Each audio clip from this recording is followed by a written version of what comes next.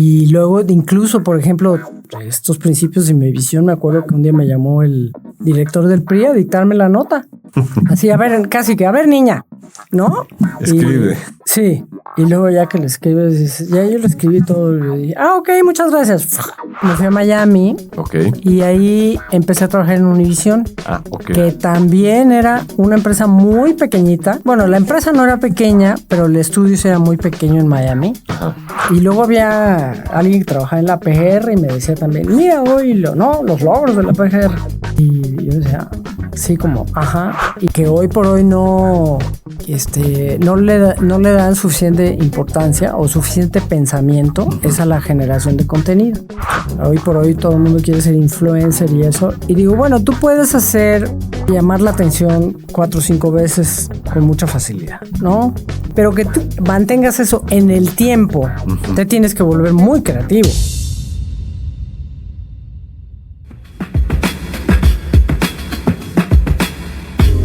Esto es Comunicación 5.0. Ante el tsunami desinformativo, razón abierta y sentido crítico en la comunicación.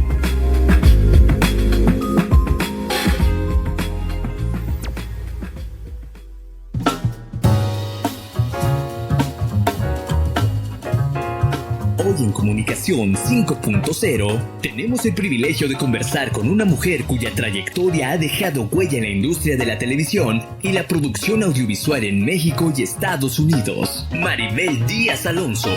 Nació en la Ciudad de México y desde muy joven supo que su vocación estaba en las pantallas. Se formó como comunicóloga en la Universidad Anáhuac y profundizó su visión en el cine y la televisión con una maestría en estudios cinematográficos en la City University of New York. En Nueva York, comenzó su carrera en el emblemático estudio Gloria Piñeiro Film Service, donde vivió de cerca el nacimiento de la publicidad en español de Estados Unidos. Más tarde, en Miami, trabajó en Univision y Telemundo, creando promociones y programas en vivo que marcaron época en la televisión hispana. Pero fue en México donde consolidó su legado. En TV Azteca, participó en la reorganización y modernización del área de noticias y fue pieza clave en el lanzamiento de Fuerza Informativa Azteca. Su liderazgo se extendió a distintas áreas: producción, capacitación, programación y postproducción, tanto en noticias como en deportes. También dirigió operaciones en Televisa y estuvo al frente de la producción de Telemundo México desde los estudios Churubusco. Su experiencia, visión y compromiso la han convertido en una referencia para entender la evolución de los medios en las últimas décadas. Así que no te despegues, que esto apenas comienza.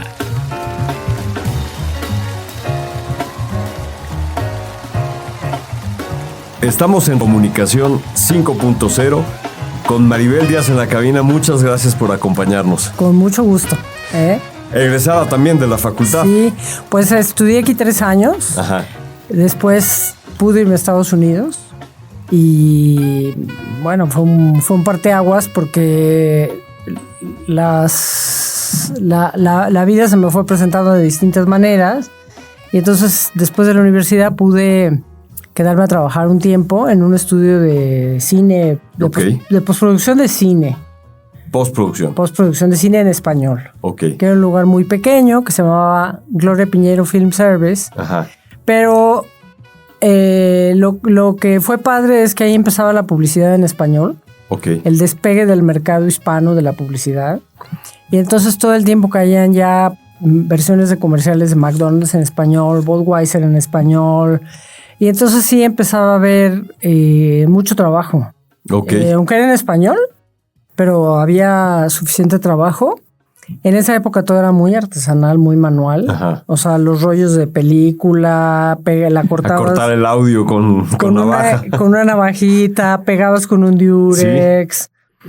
Entonces, pero eso a la vez te hace entender así, al cuadro por cuadro, qué es lo que consistía, ¿no? La mezcla de audio, la de video, el fading lo marcabas así con un lápiz. Sí. En la película, y entonces luego ya había un laboratorio óptico que lo hacía. Entonces estuve ahí 5 años y bueno, aprendí muchísimo, hice algunos contactos, aunque era un lugar muy pequeño, pero trabajaba yo en Nueva York y eso es sí, bueno, experiencia de vida formativa excelente. Y después ya como que el lugar se me quedó un poco chiquito y me fui a Miami. Ok. Y ahí empecé a trabajar en Univision. Ok. Que también era una empresa muy pequeñita. Bueno, la empresa no era pequeña, pero el estudio era muy pequeño en Miami. Ajá. O sea, nada que ver con estas instalaciones que tienen ahora. Pero ahí se hacían los noticieros. Entonces, yo trabajaba en el área de promociones, hacía ahí los spots, ahí promoviendo los programas, una área muy chiquita, con una salita como esta, que éramos 4 y uno redactaba y el otro producía y ibas a la cabina a editar. Y un día empezaron a producir un programa de revista. Okay. Y entonces, que se llamaba Mundo Latino, con Jorge Ramos. Y entonces empezamos a hacer televisión en vivo. Entonces ya pasé del área de promoción a ser asistente de producción de un programa en vivo. Y que estos programas de revista que copiaban mucho los formatos americanos, como Good Morning America y The Morning Show. Pero aprendías mucho porque tenían entrevistas, reportajes, estadísticas, cosas en vivo. Y entonces también era muy... que había de todo. No, y aprendía sobre la planeación y el contenido. Sí, igual también se aparecía Mijares y Rocío Jurado, ¿no? Que era parte porque eran programas muy largos. Y un buen día, de la noche a la mañana, Telemundo había estado preparando el lanzamiento de sus noticieros. Ok. Pero se robó a todo el staff de noticias. Sí. Productores, conductores, redactores, todos. O sea, llegó la mañana y no había staff de noticias. ¿Y entonces? Entonces, todos los que quedamos por ahí desperdigados, nos llaman a trabajar. Nos renovaron los contratos, nos duplicaron el sueldo, pero entonces todos tuvimos que entrarle a hacer más cosas. Sí, con todo. Con todo, ¿no? Porque a Jorge Ramos también de un día para otro lo promovieron a conductor del noticiero del Estelar. Ajá. Porque el Pedro Celce, que era el que estaba ahí, se fue. Wow. Y entonces, pues fue así como Es un shock, ¿no? Sí, o sea que de repente llegas en la mañana y la mitad del staff ¿no está? Se fue. Y dije, bueno, yo no me sospechaba nada. Yo creo que yo, digamos, era de los patitos feos porque no me enteré de nada. No por ti. Pero bueno, a mí a los que nos experiencia, quedamos, ¿no? O sea, dura, pero sí, pero los quedamos, nos salió bien. Claro, a todo pasaba buenísimo. Los que usaron tinta eran los ejecutivos en esa época porque claro que de la noche a la mañana tuvieron que decidir muchas cosas. Sí. Pero a nosotros nos salió bien porque de repente... estábamos haciendo, todos tuvimos que cubrir y yo creo que sí había el perfil de la gente que se requería porque hacíamos el programa en la mañana, pero sí fue repentino el crecimiento y el sacar las antenitas y decir hay que ponerse la pila. Y entonces ahí ya me seguí produciendo programas en vivo. Luego Univision se fue a Los Ángeles. Ok. Y entonces ahí nada más se llevaron al staff de noticias. Entonces me fui a Telemundo, acabé en Telemundo también, haciendo otra revista en vivo. Volví a regresar a Univision y luego ya para entonces, en 1994, Nacho Suárez, que también es un egresado de aquí, me invita a irme a TV Azteca. O sea, yo llevaba 18 años viviendo en Estados Unidos y de un día para otro me dice, oye, estamos retomando TV Azteca. Ya, yo lo había visto él antes de la adquisición, pero ya para entonces ya habían comprado Ricardo Salinas ya había comprado la televisora y ya después como que entendí más lo que estaba pasando, que al principio les pareció muy fácil poner programación enlatada. Ajá. Y pues no, las cosas no salían, tenían 2 canales de televisión, había muchísimo que rellenar, ¿no? Y entonces que empezaron a querer producir, pero ya más en forma. Y entonces Nacho un día en Miami me dijo, ¿por qué no te vienes? Es un gran reto. Y ciertamente lo que estaba pasando acá estaba más interesante que ya Univision y Telemundo, que iban como... Ya se había estabilizado allá. Un camino muy predecible. Ajá. Y entonces en 3 semanas me mudé a México. Órale. Y dije, órale, vine a la entrevista, me entrevistó, vi las instalaciones, me entrevisté con Ricardo Salinas. ¿Tú lo puedes hacer? Sí. Sí. Y que me vengo acá, me regresé a México después de 18 años de vivir allá. Wow. Y regresé y pues yo creo que regresé un jueves y el lunes ya estaba yo trabajando. Y entonces fue esta parte pues ya absolutamente distinta de venirme a México y pues yo no, digamos que ellos estaban arreglando toda la empresa, yo nada más tenía que ver con noticias. Y entonces al principio venimos 4 personas que teníamos la encomienda de como que nosotros sí teníamos muy claro qué queríamos hacer. Ok. Aunque no veníamos, no nos imaginamos la envergadura del proyecto. Yo creo que si nos hubieran dicho, o sea, si hubiéramos palpado lo que había que hacer. Igual y se rajaban. Sí. Y luego, por ejemplo, yo no venía del área de periodismo, yo venía como del área de producción. Entonces, me acuerdo que un día asesinaron a Ruiz Massieu y yo no sabía quién era Ruiz Massieu. Ok. No, pues, ¿qué vas a saber allá en Miami de la grilla, del otro? Y entonces a mí todas las mañanas pues me sorprendían las noticias, ¿no? Y con los demás. ¿Y te quién enterabas es? tú? ¿Quién es? Como el público en general. Pero creo que teníamos una ingenuidad y una pasión que la sacábamos. Pero a ver, qué buena historia, porque tú viviste, o sea, en Estados Unidos desde que estabas en esta, digamos, empresa de cine, pues te toca un génesis, que es ya la publicidad con cierta estructura y forma para el mercado latino. Sí. Y luego entras a la tele. Entro a la tele, que también el mercado latino seguía está creciendo en Estados Unidos. Te viene este shock de donde Telemundo se lleva a todo el mundo de Univision, entonces eso pues también te forja, ¿no? O sea, el acero se forja al calor. Y con toda esa experiencia, y además no solamente digamos de estos sucesos, sino también pues de ir adquiriendo ese lenguaje televisivo que va copiando, como lo dijiste, a los norteamericanos, totalmente, a los programas de revista, pero va tomando su propio sabor latino. Sí. Y de pronto pues llegas a México con toda esa experiencia. Entonces, aunque no estabas en el mundo de las noticias, pero tú tenías esa sensibilidad en la piel del deber hacer televisión en vivo, que es un animal completamente diferente, ¿no? Y que lo que sí, yo creo que en parte los americanos hacen muy bien, ya aquí se hace muy bien también, pero en esa época era el detalle, ¿no? La precisión. Ajá. Yo me acuerdo que yo traje unos cronómetros que, digo, eso no eran, que digo un cronómetro, ¿no? Que ahora lo tenemos en el teléfono. Pero yo tenía unos cronómetros que contaban para arriba y para abajo. Okay. O sea, de cuenta regresiva, ¿no? Ajá. Y entonces eso era una novedad, ¿no? Porque contar en televisión es vital.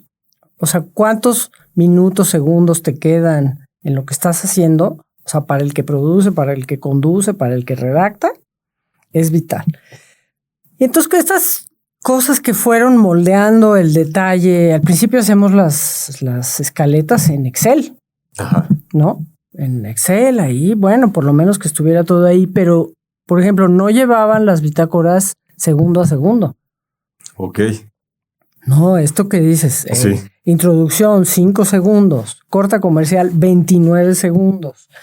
Sí, esta parte que dices, la tele. Eso llegas tú de allá, de todo cuadradito, y aquí medio. Que la tele no se puede estar yendo a negro y ya no se oyó, se alargó, el programa terminó 3 minutos después. Digo, no. Entonces esta parte fue padre porque fue lograr sincronizar a todos. ¿Y hubo algún tipo de choque cultural? Sí. Nosotros no somos gringos y déjame a mí mi espacio para que yo pueda hablar como yo quiera. Cosas de ese tipo. Bueno, mira, en la parte de contenido había una parte... Nadie veía TV Azteca. Ajá. Entonces tenía uno de rating. Ajá. Entonces podías decir lo que quisieras, hacer lo que quisieras, que digamos que estaba... En esa parte. Tenías ahí un sandbox sin mucho riesgo. Exacto, ¿no? Ahí fuimos. Luego había una parte donde fueron viendo que todo se volvía más eficiente. Ajá. Entonces sí, como que les fue gustando. Mucha gente se fue. Y a mucha gente hubo que quitarla. Ok. Porque había mucha resistencia al cambio. Por ejemplo, un día me vienen y me piden stencil.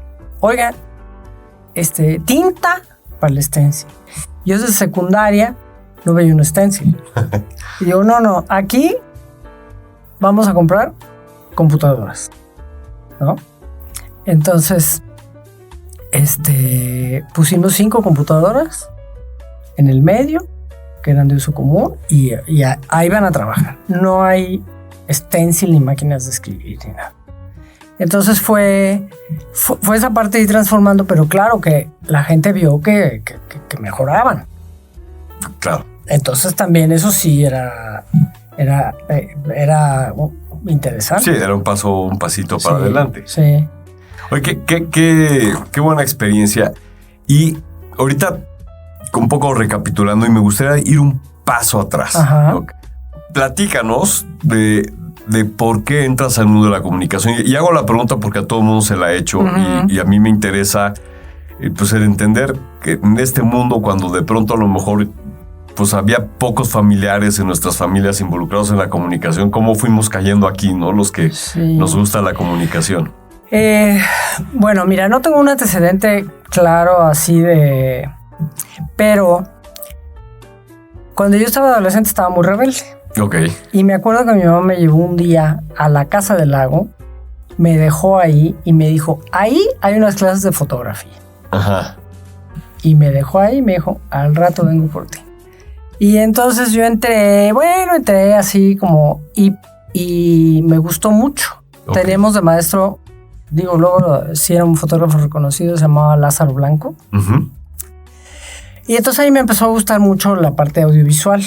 Ok. No, porque mi papá era comerciante de maquinaria pesada, mi mamá era ama de casa, mis tíos también eran comerciantes. O sea, no vengo de una familia en donde me haya expuesto a... Al contrario, yo pienso que yo era ahí medio inquietita y yo me fui buscando mi camino, pero sí me fue interesando mucho la parte audiovisual. Yo digo que, o sea, yo me volví más visual que otra cosa. Y ahí como que desarrollé esta parte de interés y sensibilidad. Me gustaba el cine, pero yo creo que en una parte un poco idealizada yo quería hacer cine, pero quería hacer cine de extranjero, no quería hacer en esa época hacían las ficheras. Sí, el de los 70s. DVD, sí, eso que dices, no, pues... Pésimo cine. Sí, o sea, nada, ya había pasado el cine mexicano... ¿no? El cine de oro, la época de oro. El cine de oro. Pero entonces yo me quedé con un poco esa fantasía. Y luego cuando me pude ir a Estados Unidos, pues también se me abrió más el horizonte. Porque aquí, cuando yo entré a la Anáhuac, la UNAM estaba en huelga. Ok. Entonces no había, toda esta escuela de cine tan de primera, que el Centro de Estudios Universitarios de Cine y todo esto no existía. No. O sea, estaban en huelga. Entonces no había como en realidad más bien la gente que trabajaba en cine eran... sí, se habían hecho... En la industria, ¿no? Ahí solitos. Y... Entonces ya en Estados Unidos pues sí que era una cosa mucho más estructurada y ahí sí ya estudié estudios cinematográficos. Tuve mucha suerte porque fue una escuela chica de la Universidad de Nueva York. O sea, fui a la Universidad de la Ciudad de Nueva York. Ok.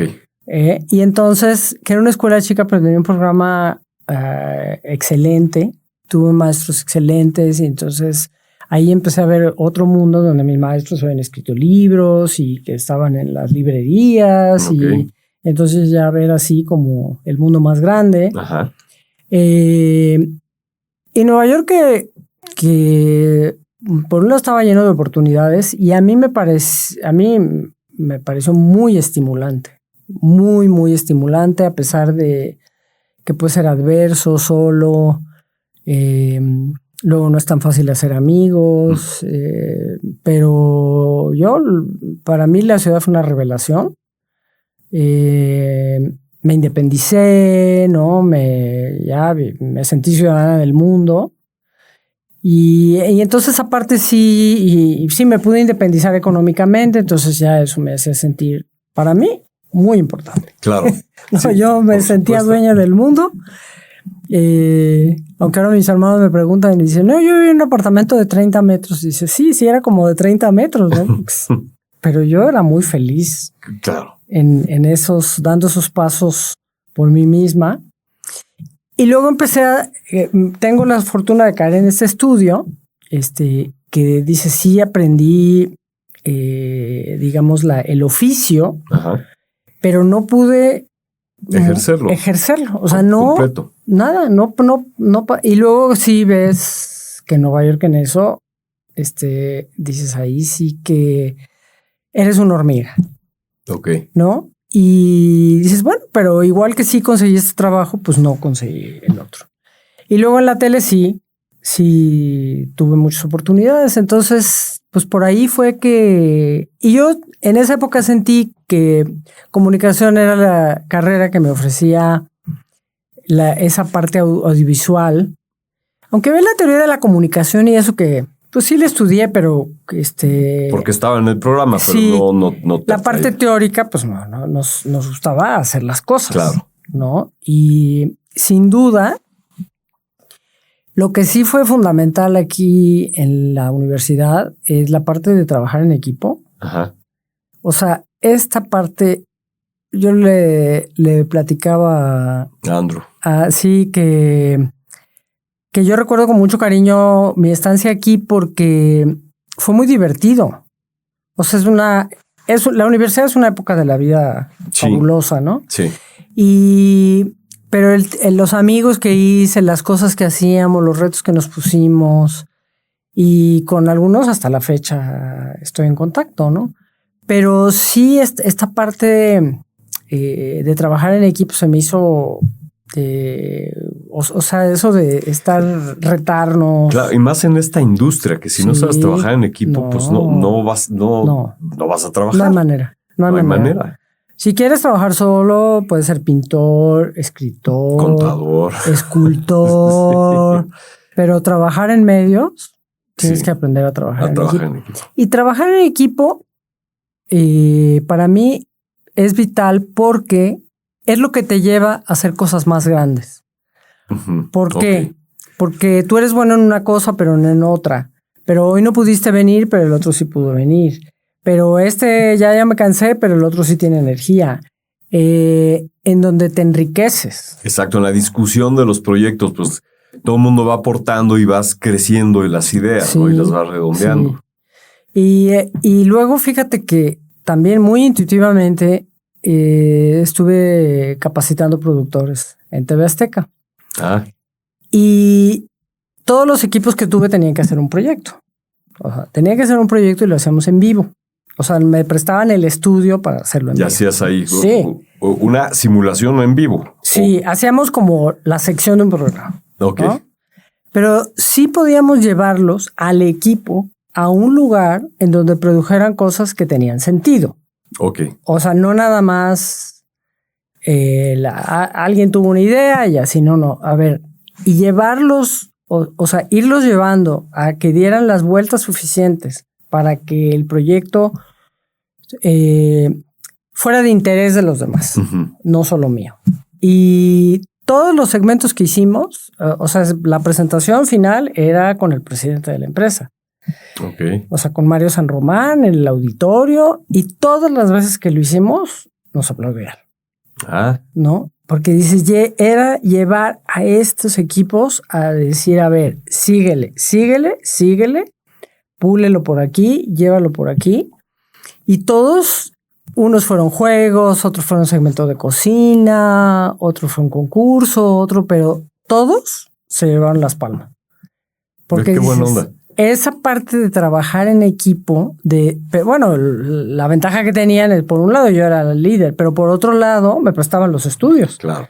Entonces yo iba con el productor de esto, del otro, me prestaban a todo el staff, todo el estudio, antes del programa en la mañana, a las 6 de la mañana, ahí está, pero nos dejaban hacerlo y salían muy bien. Pero dice, era el trabajo en equipo que lo va llevando y dices, no hay manera. Y eso está increíble porque, a ver, no en todas las empresas pasa eso, que el liderazgo se va hasta la parte de desarrollar a la gente. Sí. O sea, muchas veces llegas y dices, oye, pues te estás haciendo esto, ahora ya no lo hagas, hazlo de esta manera, pero ya en el proceso, digamos. Sí. Y tú decidiste hacer una especie de laboratorio para que la gente aprendiera a trabajar en equipo, para que la gente entendiera tu proyecto, para que conociera a las, pues al equipo técnico con el que iba a trabajar, o sea, las máquinas y todo esto, el lugar y también lo que iba a ser, digamos, atractivo para la audiencia. Yo creo que una parte que hoy por hoy no le dan suficiente importancia o suficiente pensamiento es a la generación de contenido. Okay. Porque, bueno, vemos esto que hoy por hoy todo el mundo quiere ser influencer y eso. Y digo, bueno, tú puedes llamar la atención 4 o 5 veces con mucha facilidad, ¿no? O siendo muy grosero, o muy parlanchín, o muy exhibicionista. Pero que tú mantengas eso en el tiempo, te tienes que volver muy creativo. Sí.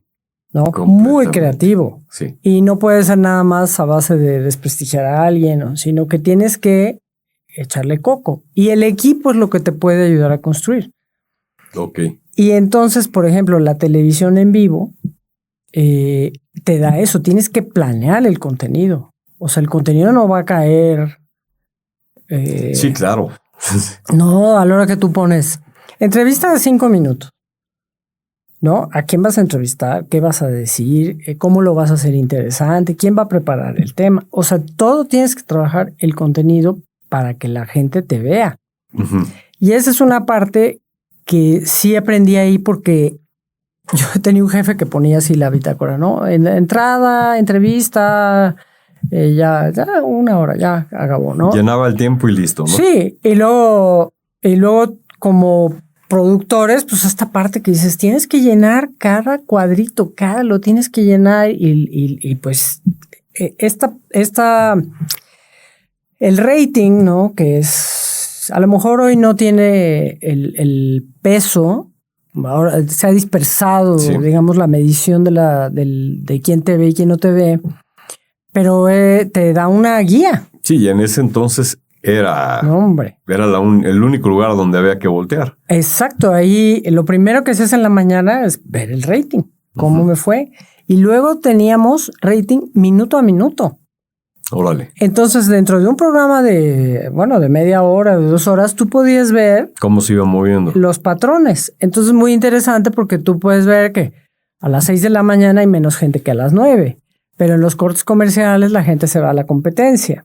Okay. Y entonces luego esta parte a veces también como de contraprogramar, ¿no? De yo meto mi contenido cuando la competencia está en corte comercial y entonces una manera de estar de frente a frente. Pero tú tienes que generar un contenido que haga que la gente te prenda y se quede contigo. La famosa retención. Sí, retención, ¿no? Que la gente se quede contigo.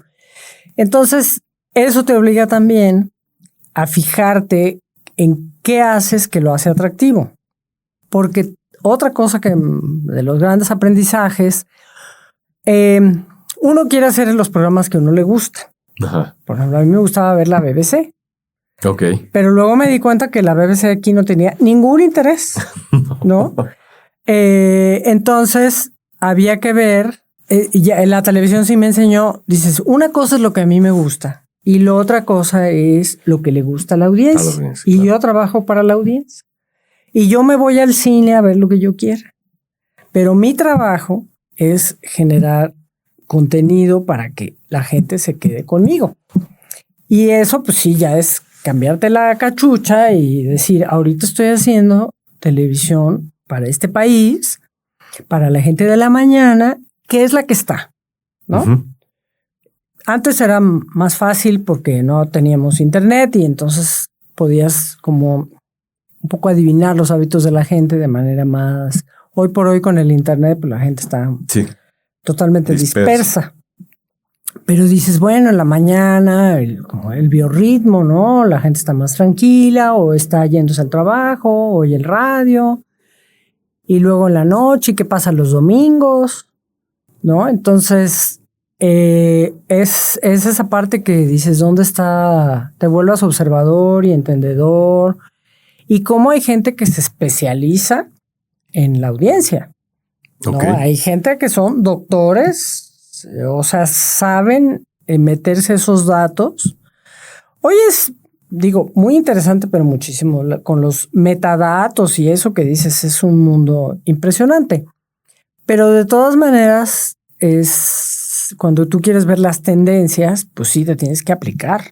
Sí. ¿No? Y ver y entender, y la gente fue para acá y la gente fue por allá, y qué les gusta y qué no les gusta, y en qué momento se van a dormir. ¿Y quién es el responsable o quién eran el responsable de estar viendo esa data? ¿Eran todos o había un equipo especial? Fíjate que muy curioso, en Ricardo Salinas, que fue la parte que yo estuve más o menos cerca de él, porque él dirigía TV Azteca. Uh-huh. Él es un gran estudioso, ¿no? Y entonces aprendió de antenas de televisión, de equipos de televisión, de rating, de programación, de esta cosa que decías, no puede ser que sepa tanto de todo. Pero entonces eso hacía que todos fuéramos un poco al compás ¿no? Incluso, digo, regresando a esta parte de formación de noticias, fue una época en el país muy convulsa porque estaba Chiapas andando, entró Zedillo, con las elecciones, 94. La devaluación. Justo yo llegué aquí en el 94. Me tocaron las elecciones, que quisieron hacer una cobertura muy grande y yo me acuerdo que todo el canal trabajó ese día. Todo el canal trabajó en la cobertura electoral. Entonces, yo totalmente concentrada en noticias, pero después de la privatización, pues viene la crisis, la devaluación, las deudas, ¿no? Todo lo que había que pagar. Y no había dinero. Y él se comprometió a que de noticias siempre tuviera dinero. Okay. Entonces, pudimos seguir creciendo y construyendo el proyecto. Uh-huh. ¿No? Y entonces teníamos un punto de rating, entonces, pues, te digo, nos permitíamos nuestras licencias de cometer errores y eso, pero él en eso también crea un parteaguas de que dice, yo voy a vender punto de rating. Porque Televisa vendía sus programas, ¿no? Sí. No, siempre domingo lo ve todo el mundo, entonces cuesta tanto. Y el otro en la mañana cuesta menos. Y ellos ponían sus tablas y sus parámetros y los clientes tenían que pagarle eran los únicos. Por anticipado. Y esto resulta que Ricardo dice, yo voy a vender por punto de rating. Si te ven 10, me pagas 10. Si te ven 1000, me pagas 1000. Y entonces así fue creciendo la televisora. Pues había un gran interés en el rating. Ajá. Entonces, pero claro que fuimos mejorando la programación y fue mejorando el rating. Entonces, él también, aunque hoy lo ves y no parece, pero en ese momento le tenía mucha fe a los noticieros. Uh-huh. Y entonces fuimos formando periodistas, ¿no? Entonces, no había aquí una escuela de periodismo. Bueno, hay escuela de periodismo muy reconocida, Carlos Septién, sí. Pero no había una escuela de fotoperiodismo, digamos, de periodismo audiovisual. Audiovisual, sí, no había para el Anchor, ¿no? Ni para el Anchor, ni para los reporteros, ni nada. Entonces eso hicimos. Nosotros nos pusimos a formar. O sea, de las personas que venimos, vine yo, luego Isabel González, que estaba a cargo de la producción, Joe Berardi, que era ingeniero, y Alfredo Rodríguez, que estaba a cargo de los reporteros, los camarógrafos y los editores. Y entonces teníamos esa misión: párate así, ponte así, mira la cámara, no hables tanto, esto, y a ver, escribe el guión y el video, y no tomen tomas tan largas, y entonces empezar a formarlos en esta narrativa más corta. Ajá, ¿no? Qué interesante. Más asertiva, y te digo, los guiones así al segundo, y el pleito del productor que quiere meter 30 notas y el reportero que su nota dura 4 minutos y solo tienes 2 y aprende a resumir. Entonces, en esa época, me acuerdo que le pedí a Nacho Suárez, le dije, necesito gente. Me dijo, ¿qué hacemos? Y le dije, dame 10 plazas en donde yo pueda hacer lo que quiera para noticias. Ok. Entonces, si yo veía a alguien con perfil de conductor o perfil de reportero o de redactor, yo podía, o los podía mover de acá para allá. Ok. Y entonces ahí entró mucha gente, que ellos se ubican entre ellos perfecto, que, bueno, hoy por hoy tienen hijos universitarios y todo eso, pero ahí nos daba la flexibilidad que la gente entrara. Y luego, ya que le veíamos el perfil, se colocara en una posición más. Entonces, pues hoy por hoy los veo. Digo, hay gente que está de conductores, Jorge Zarza, Víctor Hugo Puente, Luis Padua, que está en Monterrey, Rosa María de Castro, Lili Telles. Javier trabajaba en Azteca, pero conducía el noticiero de medianoche. Ajá. Y Ricardo dijo, no, tú vente para acá. Lo jaló para el noticiero estelar, que lleva allí ya 30 años, sí, creo, una vida. Ajá. Y entonces ahí se fueron acomodando, pero sí nos fuimos posicionando. Y todavía la agenda no estaba tan definida. Entonces teníamos mucha libertad de contenido. O sea, digamos, no había una línea editorial. Ajá. Sí, de repente me daban mis manazos, pero no había una línea editorial tan clara, y entonces podíamos ser avesados. Ok. ¿No? Qué buena oportunidad también. Sí, porque yo creo que eso también fue lo que hizo que la gente nos empezara a ver. Sí.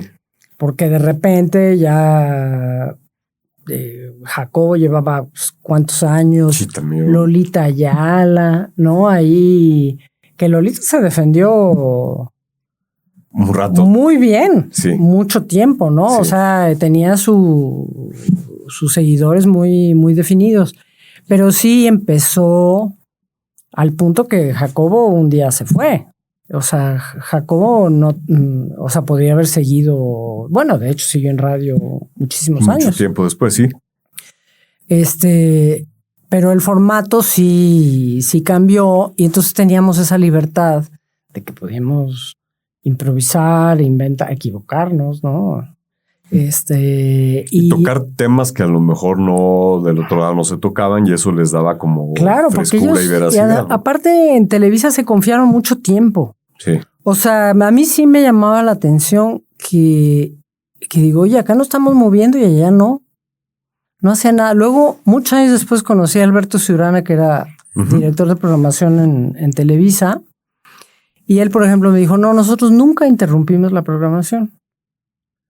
Y yo, como directora de noticias, tenía la facultad de interrumpir la programación si había un evento noticioso, ¿no? Y yo decía, bueno, mira, se cae el avión del secretario de Gobernación y tú sigues con la novela, ¿no? Entonces dices, no, pues no, acá sí había otra idea, ¿no? Sí. Claro, luego se volvió más ordenado. Sí. Porque de repente sí me decían a mí, bueno, ¿y por qué cortaste la programación? No, pues porque a mí me pareció. Me pareció la nota que la meritaba. Esto lo meritaba.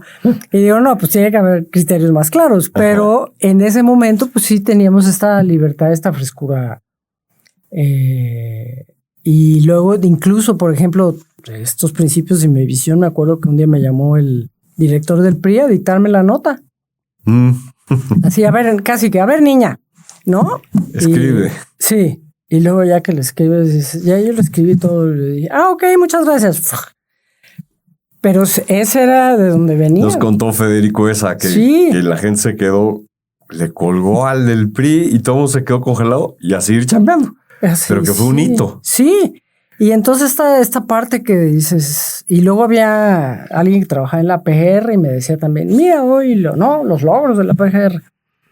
Y yo decía, sí, como, ajá. Pero era una inocencia mía porque yo no tenía suficiente criterio periodístico ni contexto para hacer eso. Pero creo que eso nos dio mucha frescura. Sin duda. O sea, una frescura que si yo viniera de la escuela de periodismo con todo su rigor. No se te hubiera ni ocurrido. No. Y yo creo que la gente sí se formó un equipo muy entrón. Qué buena onda. Oye, sí. Y hoy ¿cómo ves la tele en México? Sigue siendo un medio muy importante porque todavía tiene un alcance. De repente a las marcas y a las agencias les olvida, pero todavía tiene un gran alcance. ¿Y hoy cómo ves esta parte? Sobre todo la tele en vivo, porque hoy sabemos que el grabado totalmente que tire va a funcionar pero el en vivo que es carísimo y es durísimo de hacer, ¿cómo lo ves tú? Yo creo que la televisión abierta se va a quedar para los eventos en vivo. Ok. Sin duda, porque pues ya en streaming puedes ver lo que quieras cuando quieras. Pero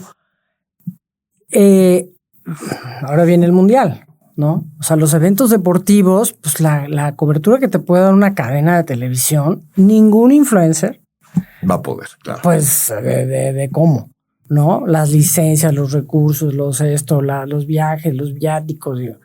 Y el know-how, ¿no? Uh-huh. Los eventos deportivos, las coberturas noticiosas. O sea, la cobertura electoral de las elecciones, las tragedias.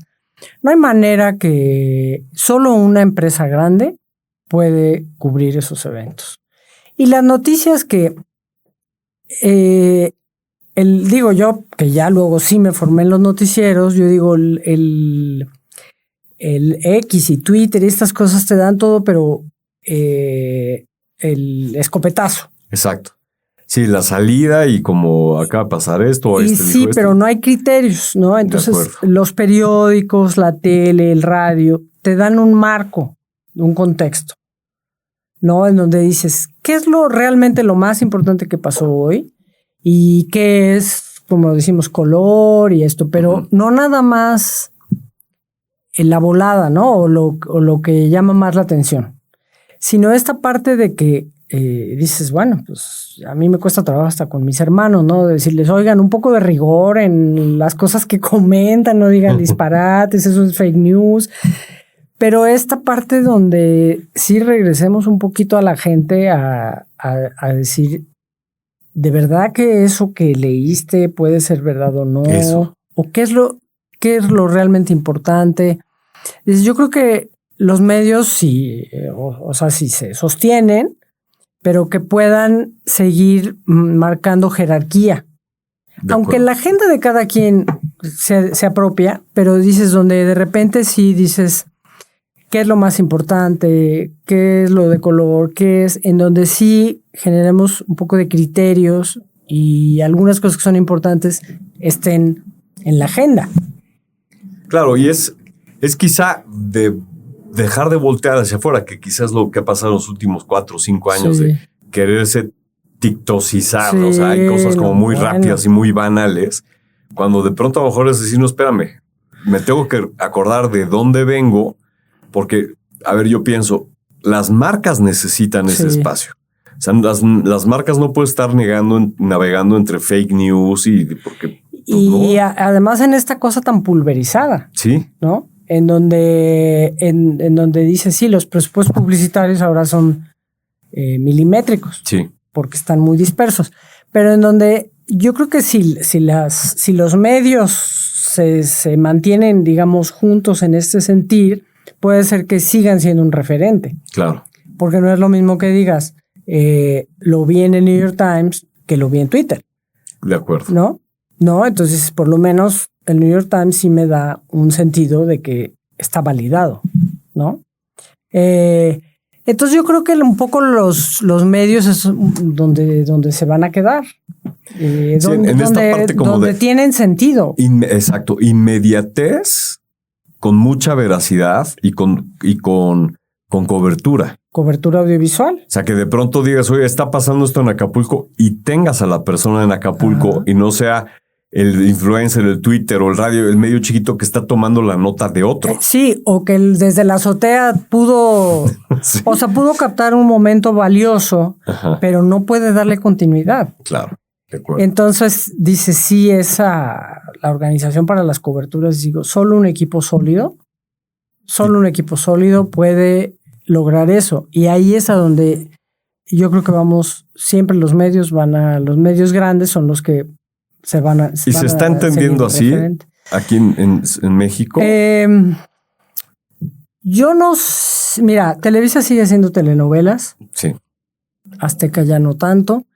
Yo creo que Azteca tiene ahorita muchos problemas económicos y legales y esto, pero sí han mantenido sus espacios noticiosos y sus espacios deportivos. Sí. Sí los tienen y yo creo que ahí es donde uno regresa, dices, pero sí les está costando trabajo. Y en Estados Unidos ya se ordenaron un poquito más, ¿no? Yo creo que sí. También hay muchos medios, ¿no? Sí, también. Las televisoras locales y los en MSNBC y estas que son más chicas, pero pues ahí están. Digo, ahí están. Sí, y siguen captando tanto la audiencia y por lo tanto el dinero para aguantar. Sí, pues ahí están las cadenas grandes, ahí están todas. Sí. Todas. Y las locales y dices, no oyes. Bueno, incluso se pelean los radios, ¿no? Aquí, dices, todos se lo pelean, ¿no? O sea que dices, yo creo que sí, que todavía hacen dinero, ¿no? Sí, sin duda. Sí, a ver, las radios aquí en México, que lo entiendo un poquito mejor que la tele, siguen siendo buenos negocios, pero porque la gente sigue escuchando, sobre todo en el commuting que dejó de haber en la pandemia, pero la gente siguió escuchando el radio una vez pasada la pandemia, ¿no? Que era el commuting que había todos los días y hoy también. Sí, que todo, aquí en esta ciudad, por ejemplo, pero aquí hay 100 estaciones de radio. Sí. Y dices, wow. Sí, es una locura. Pero con todo ahí están. Sí, da para todos. Sí. Qué interesante. Oye, de verdad, Maribel, gracias porque veo que tú has tenido la oportunidad de estar en momentos muy relevantes, tanto en Estados Unidos como aquí en México. Y no solamente es estar, sino sobre todo aquí en México, pues marcaste tú una diferencia y dijiste, esto se tiene que hacer así y pues para muestra un botón. O sea, TV Azteca, desde su inicio hasta estos tiempos recientes, pues ha sido exitosísima la parte de noticias. Sí. Entonces, un gustazo. Y tenemos una pregunta que le hacemos a todo mundo también, que no tiene nada que ver con esto, pero es importante. ¿Cuáles son los tacos que más te gustan de la Ciudad de México? El Califa. El Califa. Los que se ganaron sus estrellas Michelin. Sí. Yo no he ido, tengo que ir. Cuando yo iba a la universidad estaba muy de moda una taquería que se llamaba La Onda. Sí, claro. Ajá. Sí. Era un changarro. Sí. De hecho, yo creo que lo tenía platicado. Alguien platicaba de La Onda aquí y decían, seguramente todavía hay una foto tuya y mía allá. Ahí. La Onda. Y luego me acuerdo que al lado abrió Las Flautas. Sí. Y allí me acuerdo de haber ido muchas veces y era... No había tantas taquerías. No. Sí, era el tizoncito. Sí, no había franquicias. No. Eran como que las originales, ¿no? Las flautas que había en Polanco. Sí. Y luego sí abrieron ahí donde La Onda. En Prado Norte. Y las tortas de Homero, ¿verdad? Que también. También. Pero hoy por hoy el Califa me gustó mucho. El Califa. Muy bien. Pues muchas gracias, Maribel, por habernos acompañado. Encantada. Un gustazo a aprender de ti un pedacito de la historia de los medios de México. Esto es Comunicación 5.0. Nos vemos en el siguiente.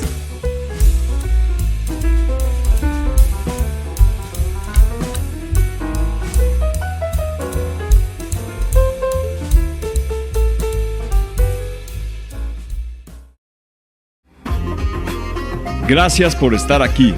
Comunicación 5.0 es para todos. Nos vemos en nuestra siguiente emisión.